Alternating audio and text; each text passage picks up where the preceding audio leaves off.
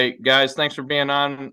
Welcome to our third installation of our online Zoom clinics. We came up with a name since the last time we've been on, Hangtime. Special Teams Clinics brought to you by Coach's Suite. And we got a really fun one geared up for you today. Just a quick disclaimer, just in case you don't know, these clinics are recorded and we do plan on posting them online as public free resources for coaches. So if you do not want your name, voice, or image to appear online, please respectfully turn your cameras off, mute your microphones, or if it's something you're extremely worried about, you could just leave the Zoom altogether.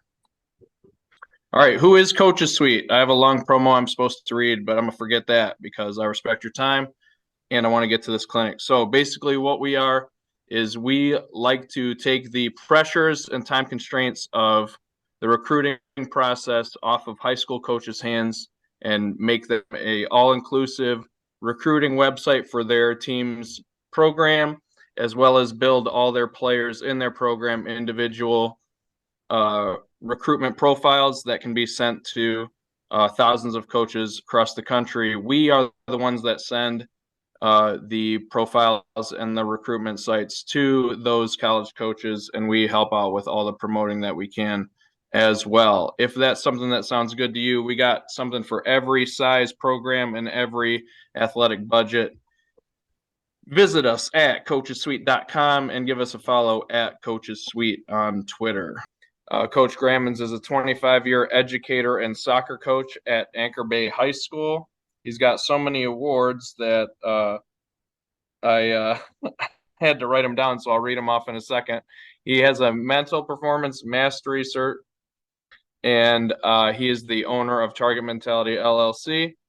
He has 15 league and district championships as a head coach, 3 regional final appearances, 14 Coach of the Year awards, 5 National Team Ethics Awards, 11 Team National Academic Awards, 3 Sportsmanship Awards, 1 National Pinnacle Award for High Ethics and Winning Percentage, and he is a state finalist as an assistant coach.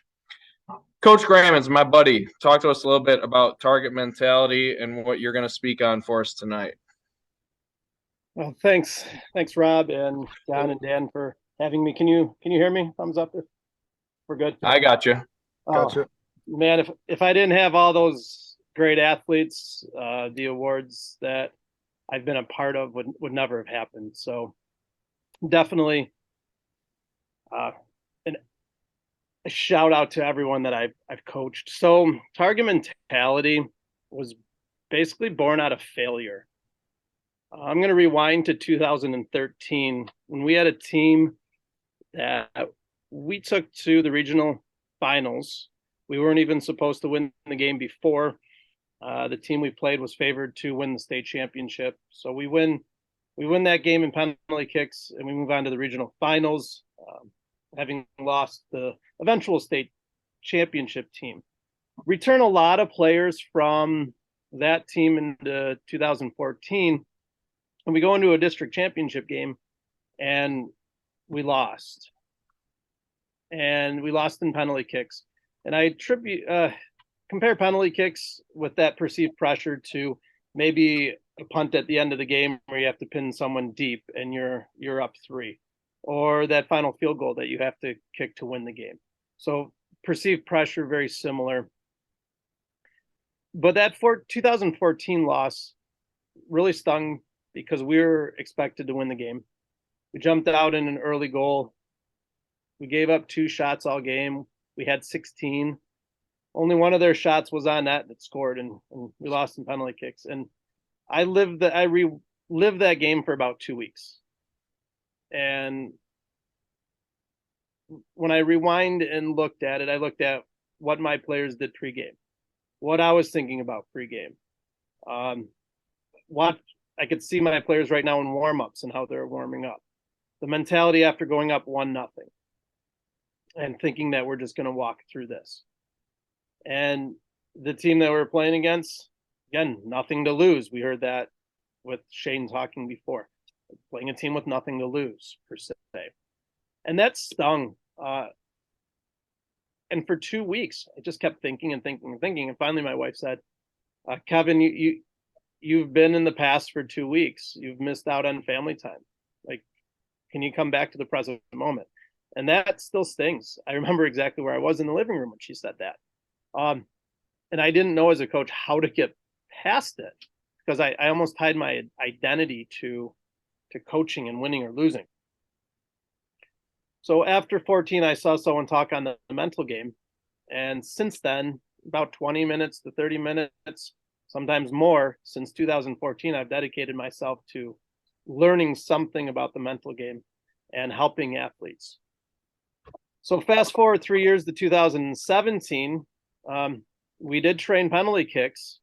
I didn't have enough strategies. We trained the physical side of penalty kicks, kind of like the physical side that you train, and we just heard of kicking field goals, but not the mental side.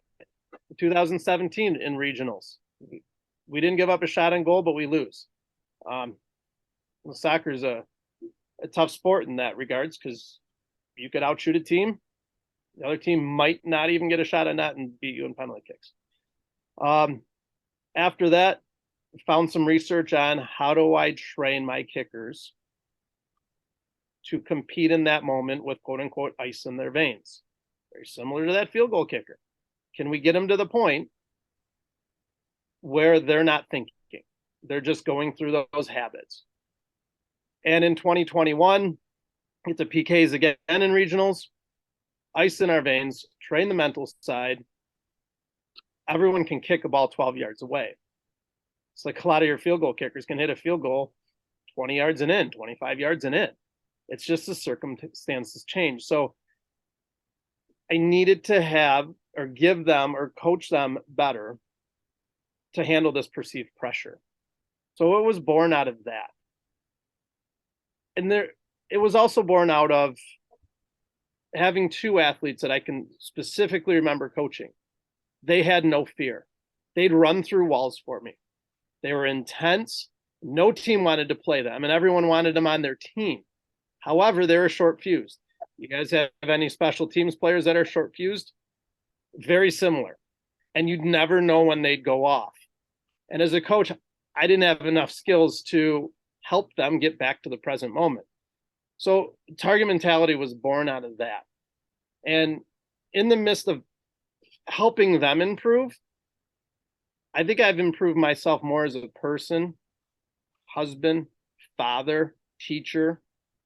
And it seems like it's all helped throughout, not just coaching, but in life. And that's what a lot of the athletes that I coach after the fact say. They'll come back and say, Coach, thank you for helping me in life. Thank you for helping me in the mental game, because it carried over to the classroom and in college. So I really think if you want more, you have to be more. And hopefully I can give you some strategies to help your punters, to help your long snappers, to help maybe a guy on your line that just jumped offside, moving the ball back 5 yards and the field goal is 5 yards longer. So hopefully one flag doesn't become two, and you can get back to that present moment. My goal also is to help you with the mission, develop a mission statement. Like, why are you really coaching? Like, when I was younger, I used to look at the schedule and be like, all right, that's a win, that's a win, that's a win, that's a win. That's going to be tough. Win, win, win. And my dad taught me what's the toughest game on your schedule, and it's the one you're playing. So we learn not to overlook teams. So hopefully with this presentation, you guys could take a few things right out of here, implement them today, tomorrow, and throughout your season. Can we share the screen share is open, Coach. Go right ahead. Okay. Hopefully this works for me.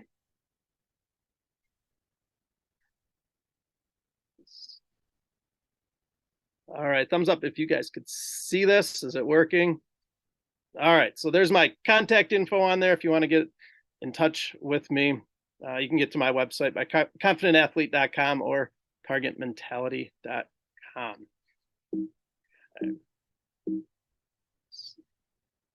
Okay, a little bit more about me. My dad and I, there's my dad on the left with me. We've had season tickets to Michigan football for over 30 years. I come from a Big soccer community. We do have a football team at the high school, but soccer is really prevalent in our community. But I've always loved the game of football. On the right-hand side, there's Coach Blackstock and I, after the Clarkston victory, when I helped his team in 2019. It was such an honor to work with them. And then he brought me on the field before a game this year. And there's Donovan Edwards and Blake Corum. Okay, my mission statement. It took me about 4 years to develop this. And it's so hard to get in words what I really stand for. And an athlete, after the previous season we just had for the boys, came up and said, Coach, you were the difference. And he gave me this nice little plaque. I'm like, wow, I've been looking for years for just the right words and how I want to coach. And it's just be the difference. And my main mission is to empower athletes to increase confidence, optimism, and resiliency so they can win each moment or have the potential to win each moment. And I use a lot of symbols. You'll see them throughout. And I truly believe in transformational leadership. I'm looking to transform athletes. It's not a transaction. It's not what can you give me. So if you can transform an athlete, those are the ones that are going to run through the walls for you. Those are ones that are going to consistently show up on game day, whether you win or lose. They're going to be there. And I use the story that there's a boy walking along the beach and he sees 1,000 starfish, and he's throwing them one by one back in the ocean so they could survive. And an old man walks up next to the boy and says, "You're not going to save them all. What does it matter? Why are you doing this?" And then he looked at one starfish and he threw it in. He said, "Well, it matters to that one." So if we could just develop those relationships and help each athlete win each moment, then the wins will come and hopefully reduce the losses. So I encourage you to develop a mission statement. So mine is be the difference, and hopefully I could be that difference for you today. And in the future, if you need anything, feel free to reach out. So I know all of you are doing the speed, agility, and quickness. You're doing the strength training, the technical skills. You just heard about it today and you're asking great questions. Football IQ, where we're putting the ball. Are we going straight down on kickoffs, in the corners? The tactics of it. They're studying the playbook, or hopefully studying the playbook. But what's missing? And it's something that was missing in my coaching, because I was doing all that with soccer, but something was missing. There was one pillar that I wasn't intentionally training. And the missing piece was the mental side. I just saw this from Trevor Lawrence, or I just reread it actually. It was from the playoff game. And he talked about confidence. And this is a #1 draft pick talking confidence, and how it took a little bit of time for him to develop confidence. Now the coaching staff helped him. Confidence is an inside job. And it's tough because a lot of athletes perceive confidence and it's tied to outcomes. Oh, if I go 4 for 4 on field goals, then I'll be confident. If I hit every kickoff down to the corner and they don't return it over 10 yards, then I'll be confident. If I snap the ball consistently and the holder holds it well, then I'll be confident. Well, confidence should come first, not after. So instilling confidence or helping our athletes become confident, it's a challenge, but can it be done? Yes. And hopefully through this training today, I can help you give your athletes some things to do that they can make deposits into their confidence bank, or their mental confidence bank, if you will. Okay. Developing an elite mindset, myths and mistakes. #1, a lot of coaches leave mindset to chance. Okay. I coach people who play soccer. You coach people who play football. Flip it around a little bit. You don't coach football players. Coach the people, coach the mindset, then it's going to help them improve on the field and off. Some people think nothing I can do will speed up the process of developing this elite mindset. Incorrect. At the end of today, I think your mindset will be stronger, and I think you'll have some strategies to speed up that process with your athletes. Number 3, mindset only works by working harder, or it only develops if you work harder. Well, that could be a myth too, because what happens when your athletes start working harder? Work harder at kicking this ball or punting this ball or hitting that field goal. A lot of times they miss. Work harder at getting this shot on net. Well, it might not be working harder, it might be working smarter. And 4, it takes too long. They'll figure it out on their own. Well, you can't afford not to train this intentionally, and it does not take too long. We spend 20 minutes a day on it before practice. And then at practice, if I have to go, just come on in. What'd you do well? What can you do better? How are we going to do that? And we talk for 30 seconds to a minute. Boom, it's right there. So you could take as much time with this, and it can be as quick as possible. Okay, what is an elite mindset? It's how you see yourself, your situation in the world. I have this picture hanging above my desk. This goldfish does not see itself as a goldfish. It sees itself as a shark. And how many times do our athletes, maybe we're playing a rival that's beaten us 10 years in a row. Do we see ourselves as goldfish or sharks? Are we going to be the aggressor? So our mindset is our perspective, and we get to choose our perspective. How can we enhance this? How can we teach this perspective? One of the strategies is start, stop, and continue. I love start, stop, and continue. If I said to you right now, as a coach, as a leader, what do you need to start doing, stop doing, and continue doing to improve as a coach or a leader? Start, stop, continue. Start. I need to engage my athletes more and catch them being good. I need to stop saying, hey, good kick. Does that add to their confidence bank? Good kick? Not really. I need to continue being intentional about the training that I have set up. Start, stop, continue. Can you ask your athletes that? Can it be every week that you ask your athletes? What do you need to start doing, stop doing, and continue to do to become the best long snapper? What do you need to start, stop, and continue doing to become the field goal kicker you want to be? So just a quick mindset strategy. Some athletes do this daily. Every night, what do I need to start doing, stop doing, and continue to do to hit my goals? Okay, on a personal level, if you're trying to lose weight, at the end of every day, what do I need to start doing, stop doing, and continue doing to hit those milestones? Weightlifters, start, stop, continue. So it's just a way to train mindset and build habits and routines. I'll get to well, better, how later, but I love start, stop, continue. How else? I use stories, videos. A lot of you, I know as coaches, use videos. You send YouTube links, perfect. We have team books. I use images, activities, and strategies. I'm going to share with you some more, just like the start, stop, continue.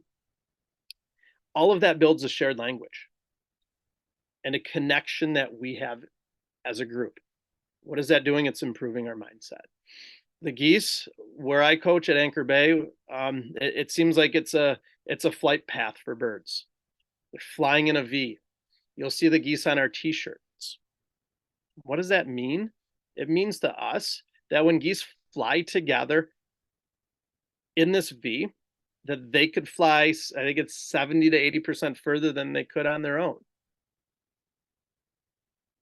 They're honking at each other. When we hear that, when we're playing games, sometimes the geese will go over, and some of the athletes on the field, they'll look over at me and just a quick little smile if the game stopped, or the athletes on the bench, hey coach, look at the geese. Yeah. Because they know, just like the geese, that we have to work together. You'll never see one goose on its own. A lot of times if one goose goes down, there's the other right with them. So we talk about that. What happens when one of our teammates, their mindset doesn't look right?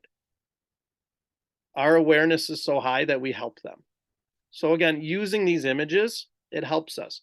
Can you use that with your small group of special teams guys that you have? Sure, absolutely. What images can you use and have a shared connection, or this language that we'll get to that can be shared? Does it improve mindset? I truly believe it does. How else do we build awareness? Okay, coaches in the room, have you guys seen the FedEx symbol, or do you notice? I'm sure all of you have seen the FedEx symbol, but there's something in particular about the FedEx symbol, but that a lot of athletes don't notice right away. I'll ask athletes, what do you notice? Yeah, I think Cliff, you got it. They'll say, well, one, it's purple, it's orange. Very good. What else do you notice? The F is capital, the E is capital. Absolutely. And then finally, someone will say, I see the arrow between the E and the X. And then we talk about, what does that mean? What does that mean? What do you think that arrow means? And it's moving forward. We're moving forward together. Yes, and it's also building awareness. The athletes will tell me, Coach, saw more FedEx trucks today. You're absolutely right. Do you think magically there are more FedEx trucks on the road because we saw this? No, it's because it's what your brain is focused on, and this activating system. So if we're focused on the awareness or building awareness of our mindset, it's going to improve. Their mindset's always been there. But now, after coaching it, it's a little bit more by design and not we're going to these default mechanisms. So I use a symbol, we bring it up, and you get to choose that perspective. You get to choose, do I want to focus on the FedEx? Do I want to choose that arrow to focus on? You get to make that choice, but it's hard to look at FedEx now and not look at the arrow.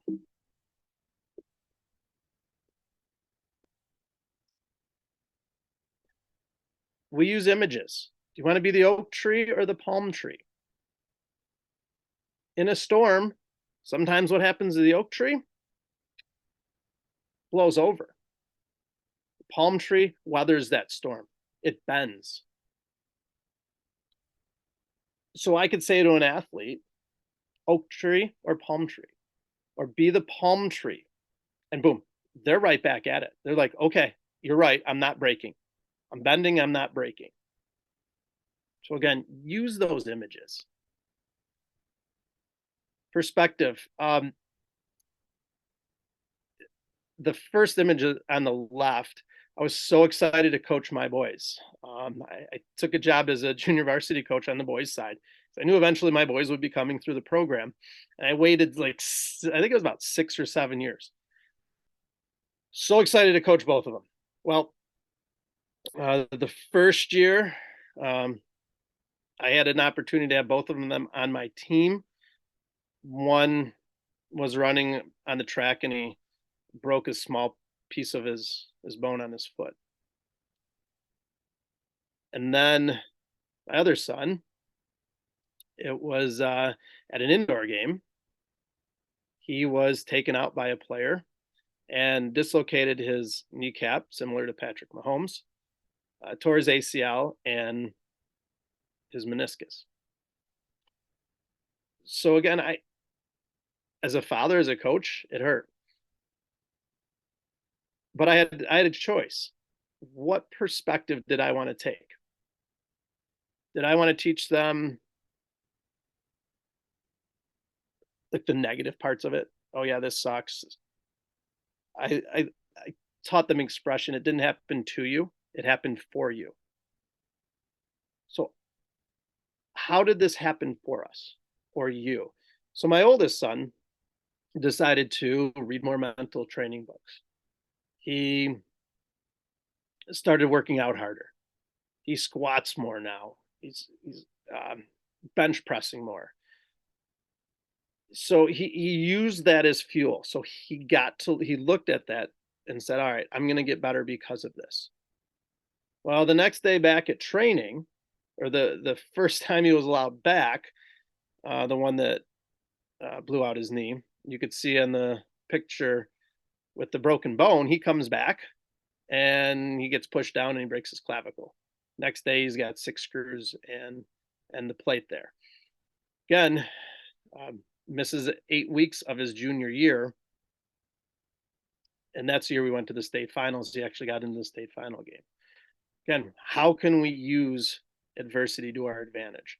He kept working, and this year was named as an honorable mention All-State player. So again, he used adversity to his advantage. And the same thing, tell stories to your athletes. Stories stick, facts fade.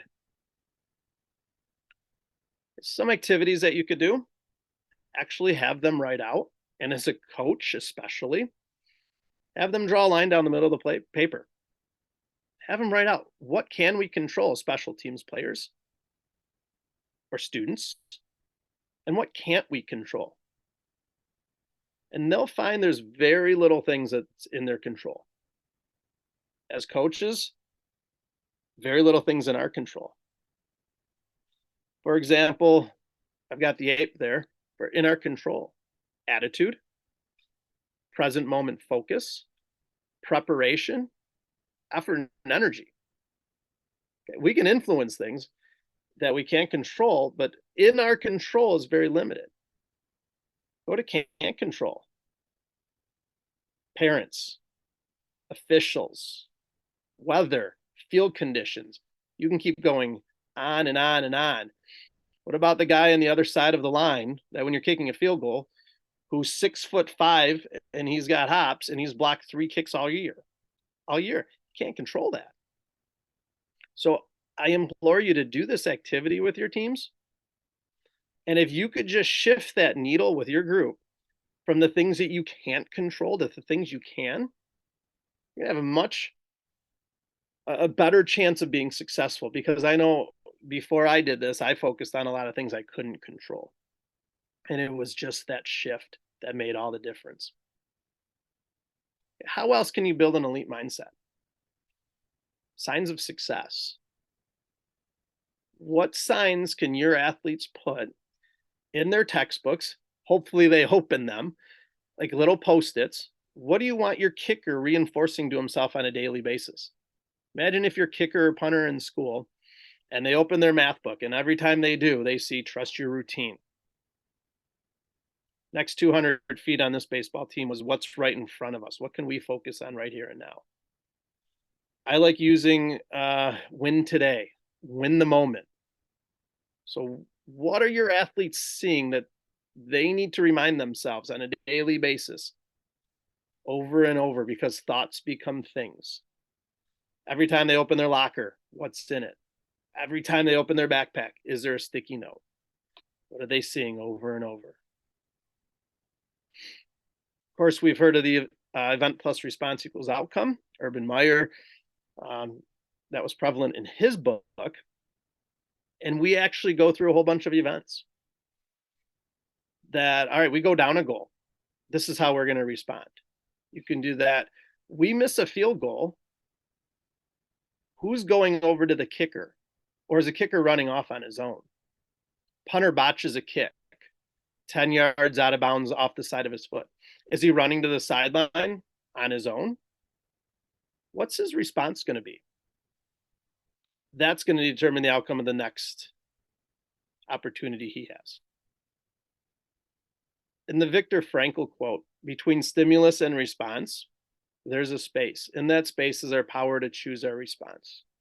In our response lies our growth and our freedom. So how can we push pause before we choose to respond?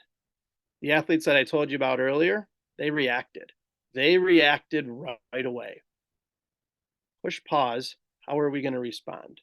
How are we going to get to the eye of the hurricane when all of this pressure, all around us. Maybe you're in a hostile environment on the road and they're chanting names at the kicker. How are we going to get to that calm center where in the eye of the hurricane, there are no clouds? How are we going to get there? I'll share later how you can. But as a team, or as a coach, think of the events that might cause the most adversity. When we give up a goal in soccer, my team huddles, because you notice when the team scores a goal, all the other players huddle and congratulate the team that just scored. What happens to the team that's getting the ball out of the net? All their heads go down. So my team huddles up, we respond, someone takes ownership, and they say what they need to say, and they move on in that moment, getting to that present moment, and hopefully that changes the outcome. A few years went by where we didn't get scored 2 goals in a row on in the regular season. We always chose to respond, and we got to the eye of the hurricane.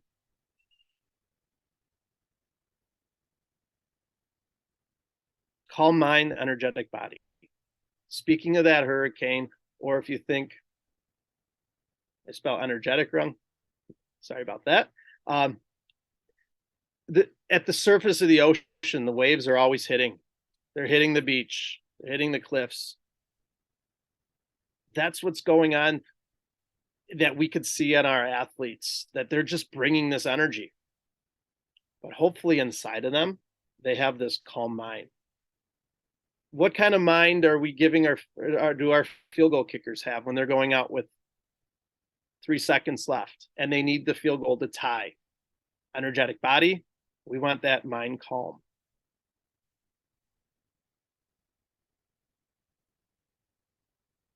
How can we bring this awareness to athletes? How can we show them that their mind isn't calm, that they're not in control, that they're starting to lose it, that they're focused on the event and the circumstance instead of the moment? Because if you're not in control of yourself, you cannot control your performance. So we boil it down to signal lights. Green, in control. A lot of the times you're not thinking, you're just playing. You could say that's in the zone, if you will, that you're just unconsciously playing. You're not thinking. Yellow, we're starting to lose control. And red, we've lost control. Your coach isn't even putting you in because you missed 2 field goals. And now we have to go for it on 4th and 2 because you've taken yourself out of the game. And we just need 3 points to win it. Okay, one of my favorite pictures, we have Coach Blackstock, who's on the Zoom.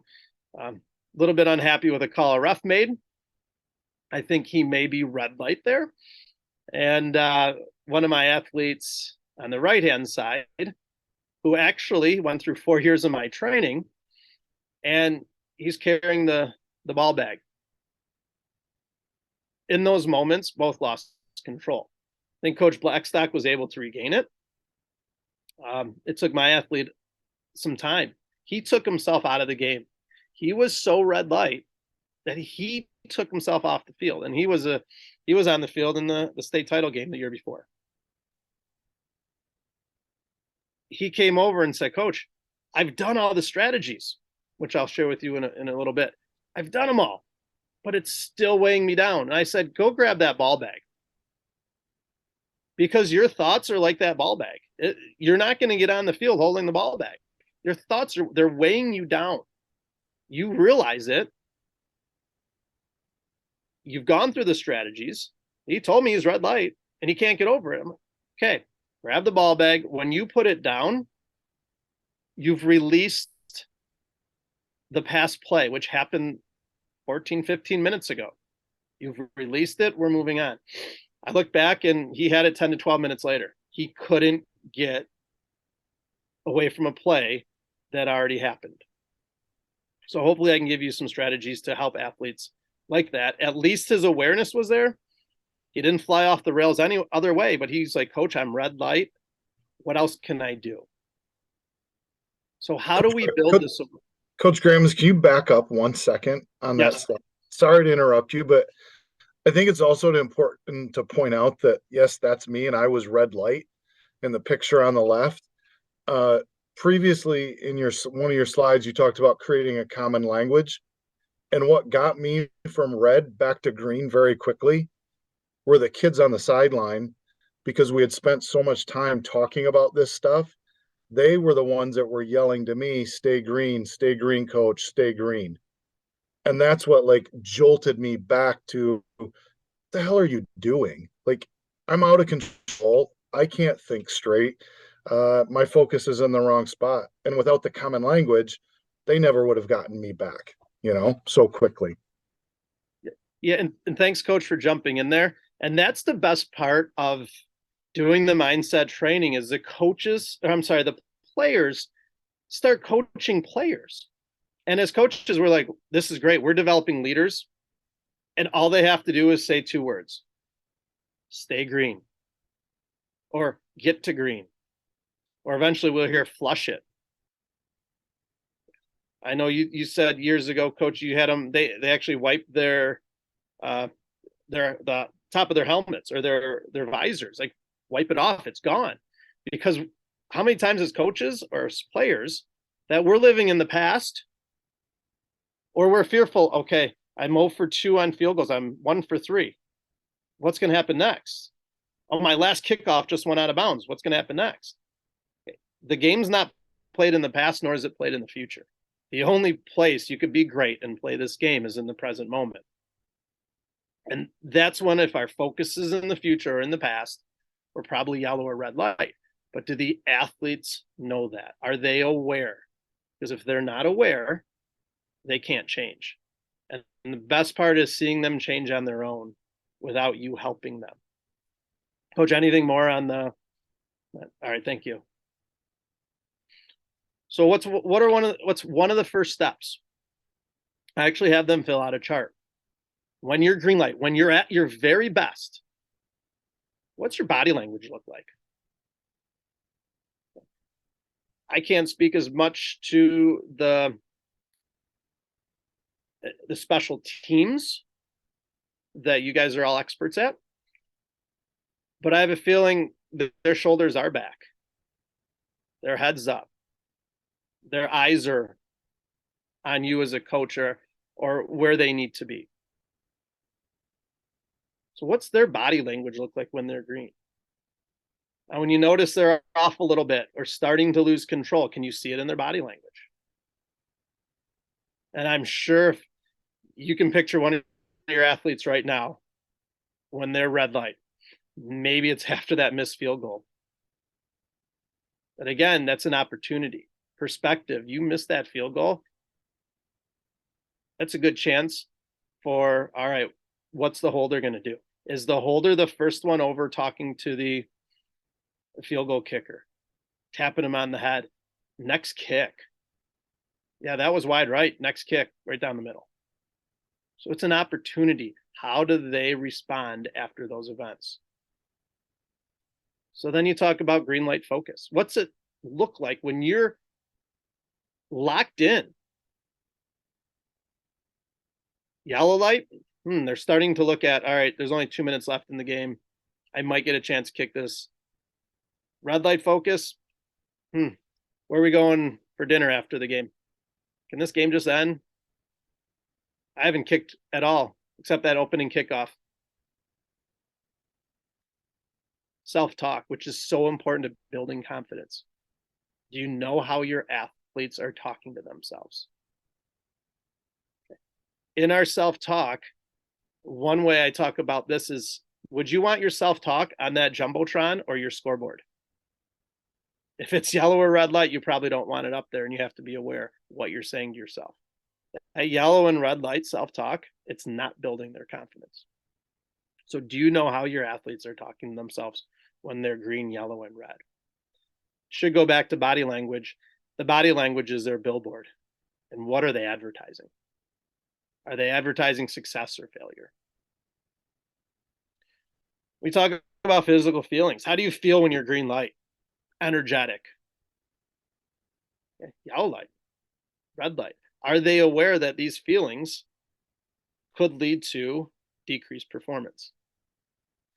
And then what situations are your green lights? Some athletes love when they're down a goal in soccer. They're like, let's go. Great time to shine. Green light. Start of the game? Or are your athletes yellow light at the start of the game when they're playing a better team? What situations put your athletes in yellow and red light? Do you know? It's great talking points, because you may not even realize that your athletes are that red light when they need to make an extra point, and it's maybe you scored with no time left, and you have to make the extra point to go into overtime. Are they red? Some athletes are like perspective. Hey, my time to shine. So what can you do when they're red and yellow? How can they coach themselves? So one of the big ways to build awareness is using this chart and walking through this with them. So if they're green light, which hopefully they are, do your special teams players have routines and habits when they're green light? There was one athlete, and we sit in the end zone at Michigan, and he was always dancing prior to his return, dancing to the music. I think that was his green light habit, because he did it every time. Do your athletes have these green light habits before kicking, before returning punts, before punting, before snapping? If they're great, I wouldn't mess with it. However, if they need something that they're going to be able to come back to, let's say it's state finals, and now they start thinking more, and they haven't trained this because things have been easy, what's their habit and routine? Is it going to be by design or default? So I train it. This is what we train in penalty kicks. Again, everyone can kick a ball on our team 12 yards away. The circumstances are a little different. Take a deep breath and have a final thought, image, or feeling. I call it a TIFF. Okay. So before the kick, when I watch football now, I'll see, all right, when's the kicker taking the deep breath? And I wonder what's going on in his mind. Is he just in the zone, not thinking? Great. Or is he thinking, strike it well? Does he see it going through the uprights? Or does he feel himself striking it well and he could actually feel it on his foot? I would do this intentionally at training. Deep breath, final thought, image, or feeling. Maybe they just do that quick visualization. The first time I worked with a football team, we did this. And I it was coaching the defense. And I said, before every play, deep breath. So you got their cues, they got their signs, or they read the offense. Deep breath. See yourself intercepting it. Feel the ball in your hands. Feel yourself tipping it away. Feel yourself tackling the guy. And Anchor Bay ended up winning the game. It was against Ann Arbor. And I met the team at the bus. And this player gets off the bus. He's like, Coach, that stuff works.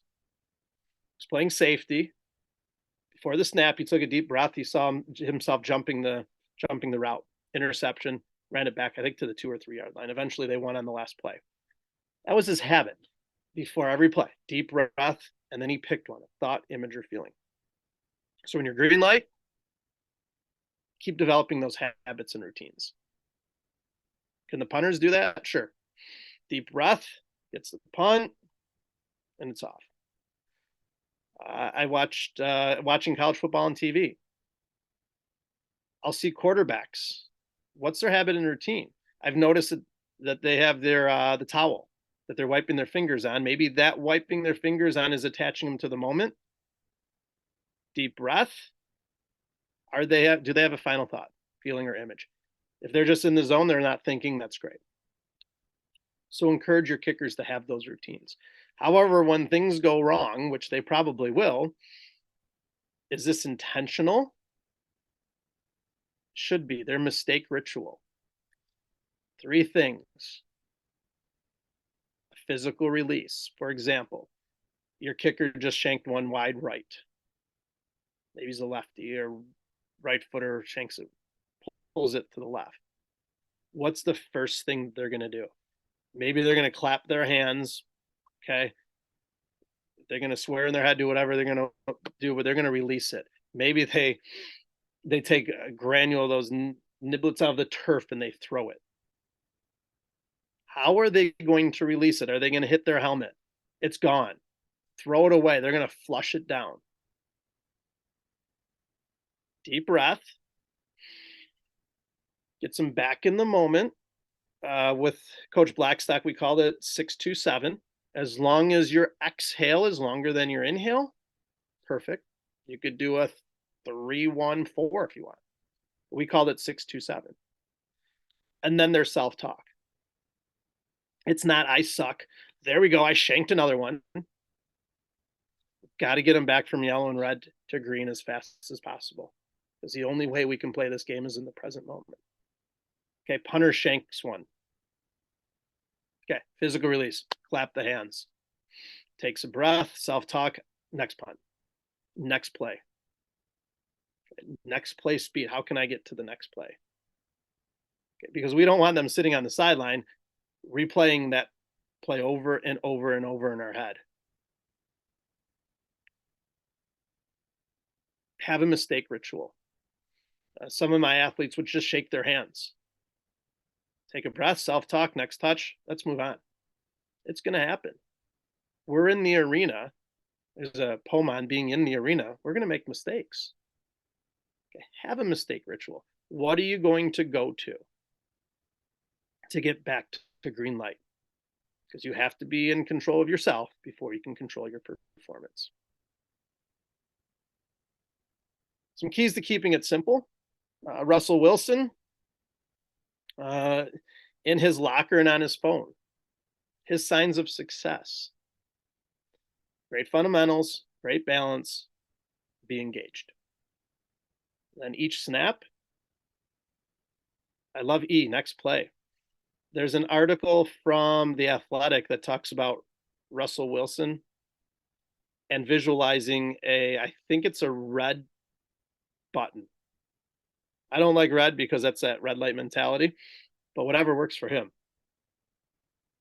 After the play, he visualizes, all right, hitting the red button next play, no matter what happens. And if you remember, I think he threw 4 interceptions against Green Bay in the NFC Championship game, but he was able to lead his team back. Why? He focused on the process. Great fundamentals, great balance, be engaged. Be engaged with your teammates, not sulking on your own. Because if you're engaged with your teammates, you're not thinking of yourself. And then Tom Brady, from a Sports Illustrated article, he had index cards in his locker. Again, thinking of the process. More on the toes, looser torso, stay behind the ball. Bend knees more on dip. Be on toes, loose torso, stay on back foot. What process goals can you give your athletes? Because I know a lot of them want to think of points, average punts, punts within the 20. A lot of that's not controllable. What are the keys that you can give them to keep it simple? If you do this, this, and this well, and again, I can't speak to that because I don't coach the technical element of special teams. But what can you give them? These keys that if you do these 3 things, it will maximize your chance at success. Does it guarantee it? Of course not. So keys to keeping it simple. And I don't know if any of you have seen the Yerkes Dodd. I think that's the right name for it. The model here where we have this energy state. And if you see it's body language, focus, self-talk that we talked about earlier in this energy state. When if you have athletes that are so overhyped, their performance is going to go down. If you have athletes that look lethargic, their performance is going to go down. So we want them at the optimal energy level so their performance can be at their best. And how do we get them there? They have to be aware of, oh man, I'm thinking about the other team too much. There was a game I saw this past fall where it seemed like a lot of the guys watched the other team's warm up, and the energy on the sideline I was on was a little bit too low. It seemed yellow or red. And how did the team come out? Not well. By halftime, the game seemed over. So if athletes are aware of this, to know their number, it's going to allow them to possibly perform at their potential. So if they're too high, what techniques do I have, or what techniques do you have to get them to their optimal energy level? If they're too high, it's that deep breathing. If their energy is too low, any kind of physical activity, few sprints, few more high knees, whatever you guys do to get their energy up. So my athletes see this chart, they know this chart. And if think of all of your linemen on punts, on kickoffs, on field goals, if they're all at their optimal energy level, what happens to their success? This one is actually professional baseball players. He knew he had to be between 65 and 85 as a pitcher. So he had to dial it into those. If he was overamped, 85 to 90 yellow light, 90 to 100, he's got to take those breaths and bring it back down. And this, to me, was an eye opener when I watched some athletes warm up and be like, wow, they don't even look like they're into it. And then I've got other athletes that are running around like totally into it. And I'm thinking, wow, I wish that player was more like that. But when we started the game, they both played well.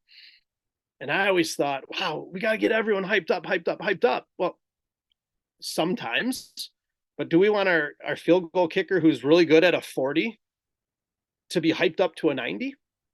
Do we want our punter who he's Mr. Chill at a 30 hyped up to 70 or 80? So if we know our athletes' numbers, that will help as well as we're coaching them. How do I figure out if I'm doing a good job teaching this? How do I know that the players are getting it? I use a pregame get your mind right or a win the moment form and postgame analysis. It allows for player feedback. It allows me to have one-on-one conversations with them. It opens it up to player ideas.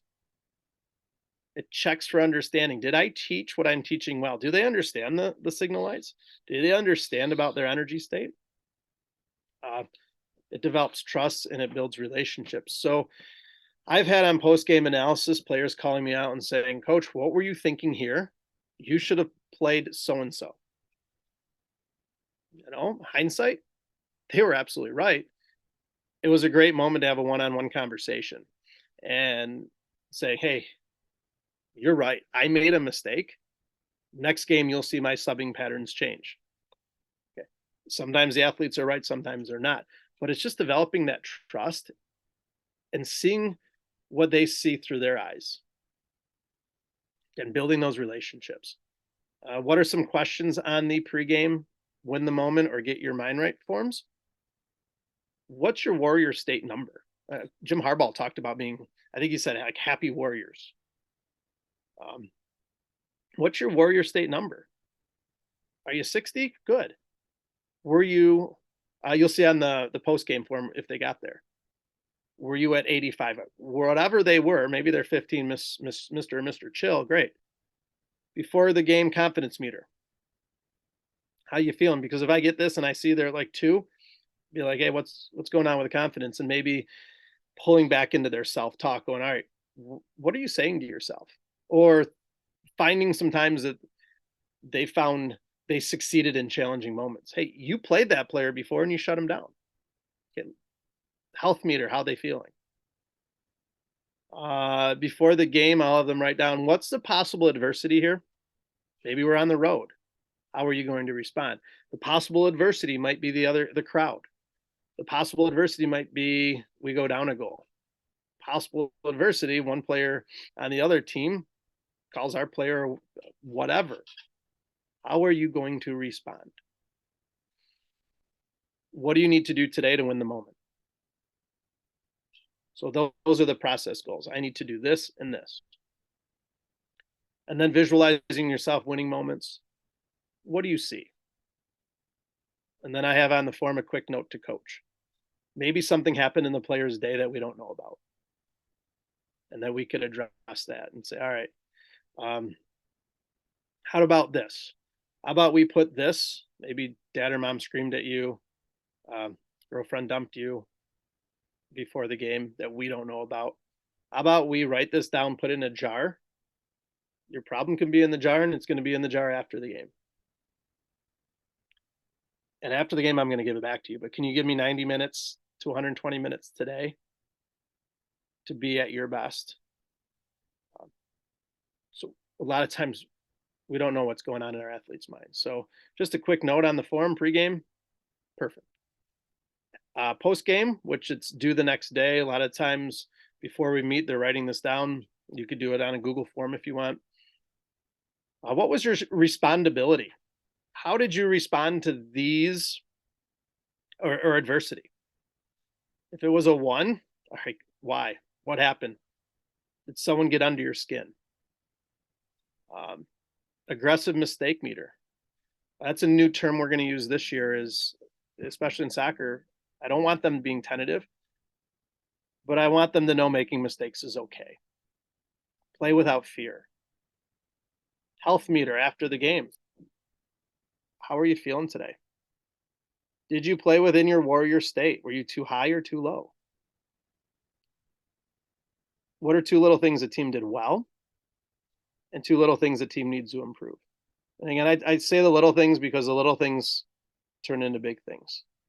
Again, I can't speak to the intricacies of snapping a football or blocking on a field goal. But if there's one little thing that didn't go right, the chances greatly improve that they're going to block it. So what little things went well and what little things do we need to improve? And then, wow, that could be part of your game planning for the next game. Because again, you're not seeing everything through their eyes. Adjustments for next game. Last few years on the forms, it's been great because it said no adjustments needed. Some athletes might say we need to do this or this. Perfect. Again, they can write it, but I get the final say. And then a quotable quote, which gets us all laughing. A lot of times I won't hear what players say on the field. And they've got some good stories that come from it. And even if we lose, we talk about the quotable quote.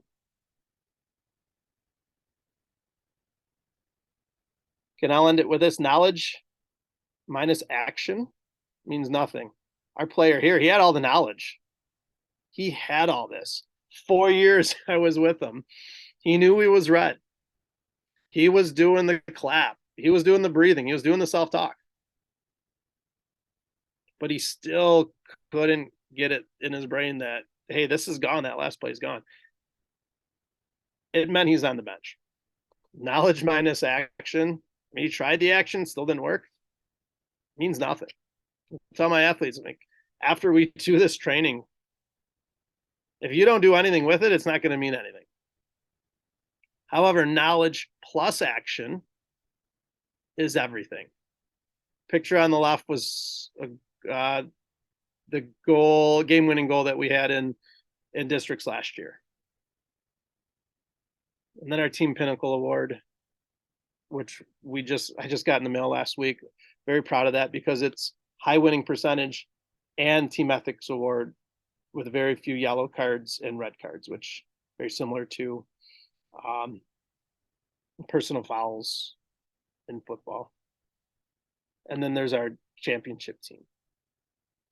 They put it into play. It meant everything. Okay. I wish it meant that it carried us on to a state championship. No, we did some little things wrong in the next game. But again, it gave us a better chance to succeed.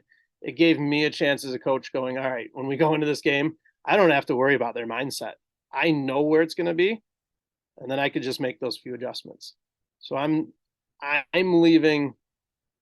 I've got mindset. It's intentional. It's by design, not hoping and praying that, oh, I hope this player is going to be on their game. I hope that player is going to be on. How are we going to respond to this? If we go down 3 touchdowns, how are we going to respond? Sorry, if you go down 3 touchdowns. Okay, if we go down 1 goal, how are we going to respond? What are we going to be saying to each other? What's the common language? Let's see, and I know that was fast. Coaches, any questions? Any questions for Coach Grammens? I thought it was great stuff, Kevin. Thank you. I mean, Thanks. obviously, I've been around it. I've seen it work. I'll tell you guys the story. Coach Grammens, when I first got to Lake Orion, made a easy. Just say hi. Say hi to all the coaches. Made a. I started coaching online, and he made a visualization. What would you call it? Like an audio file, I guess you would say, for not just for me to listen to, but for all the linemen to listen to before every game. And it was super cool. And it really did help, actually. Yeah, on that one, thanks, Coach. We had a few players, and I don't know if that was the year before you too, that there was a lineman that was worried. I think he was a D lineman. He was worried about going against 2 Power 5 commits, and he was like, "I've got to go against them." I'm like, "No, you get to go against them. 1, they're going to make you better. 2, they have to go against you. Let's flip this around because you're going to be better." And I believe 2 of the first 3 plays of that game, he drew a holding call on them, and I think 1 jumped offside. So with some of the mental imagery files that I made them, they see it before it happens, and then thoughts become things. Does it work every single time? That, oh, if we just visualize this? No, but the brain doesn't know the difference between the 2, and they're just getting those extra reps in. So no, that was fun. I did have it was a good time making those tapes for your players, the audio files. And Coach, if someone is interested in learning more, is it confidentathlete.com, or is it how do they kind of follow along with Kevin Grammens? They can targetmentality.com, and I also have confidentathlete.com links it to it. Confident Athlete is just a little easier to remember, but just reach out and contact me. I don't have a ton of downloads or anything on the website, but reach out if you need a form or 2, and or if you want me to work with any of your athletes or your teams. But I know that the years that you were with us on the sideline was super valuable. So, and guys, like, it's nothing mind shattering, but how much do you really think about it before you heard what he talked about? And it's so simple to implement. And Kevin does a good job of getting the kids to buy in, and like you said, they just start coaching themselves. So I think it's a really underlooked part of coaching football is we teach these kids how to put their body in all the right spots and in all the right positions, but it doesn't mean anything if their head's not in the right place. So, yeah, Coach K, I think you touched on two things that were really important to me as a head coach. When I brought Kevin into the program that I was leading, mental performance was always something that was really important to me. And I felt like I was doing a good job, but at the same time, I knew that in my first 2 years without Kevin, I was using a lot of quotes and I was using a lot of stuff from other people, and I wasn't really teaching a system to the kids. And I felt like what Kevin did was come in and taught our kids strategies and common language that, went all the way through the program, and we were implementing, middle school and even youth league up into the varsity program. And it gave the kids strategies and was a system for them to start recognizing when they were moving from yellow or red light to green, and then strategies of how to move back to green. And as important as it was to me as a head coach and a coach, you're exactly right. During practice and during games, like I would lose focus on it myself because I'm focused on what's going on the field. And, I looked at it like some people said, why would you bring somebody in from outside your program that isn't there every day at practice? Which, like, I get and I understand. But at the same time, it was great having someone on the outside that was still a part of our program, maybe not every day, but to be able to help give some thoughts and see things from a different perspective. Like he would meet with me at halftime or maybe during a break in a timeout and say, like, hey, did you notice this? Or this kid came off the sideline and, threw his helmet. He did? I didn't know that. I've got my back to the bench. None of our coaches saw it, but then we could start dealing with those situations, not disciplinary way, but in a way of getting kids back to the green light for performance, or he'd point out like, hey, what a great job of after that fumble, your defense went out and made this great play. And I was like, yeah, you're right. I forgot about dealing with that adversity. So we'd use that at halftime as a positive, these are things we're doing well. Look what happened and how we dealt with adversity. So I just, I think it's a really big aspect that we all forget about in the game of football. Yeah, and then you look at even the cornerbacks. I mean, everyone sees them get lit up maybe for a 70-yard touchdown because they bid on a route. And do you have two players going over to that cornerback? What are you doing, or what are your defenders doing? Are they just running to the sideline? Is that person on its own, or do you have two athletes going over there? Hey, fist bump, you got to let it go. Next play, we're still in this. There's still 3 quarters left. Because let's face it, in football, 3 or 4 plays can change the entire game, but we never know what 3 or 4 plays those are going to be.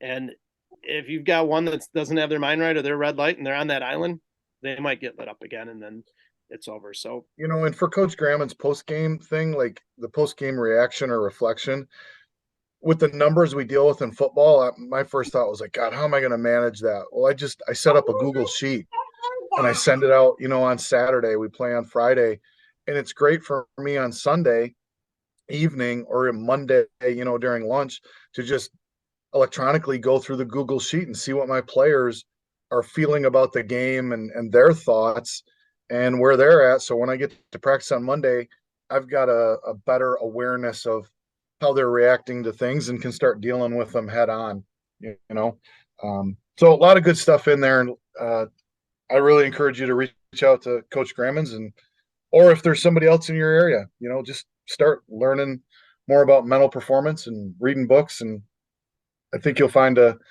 lot of positive come from it with your players. The other thing too, and then I'll close it up, is now that you guys have heard that, because this happened to me, you will start to see these everywhere. Like if I watch an NFL game, anytime something happens, I always see someone tap their helmet, or I always see you start to notice those things that you start to coach, like the physical release and the self-talk, all that stuff. I guarantee you'll start to notice it more. Again, you can visit us at coachessuite.com and follow us on Twitter at coachessuite. I hope you guys have a great rest of your night.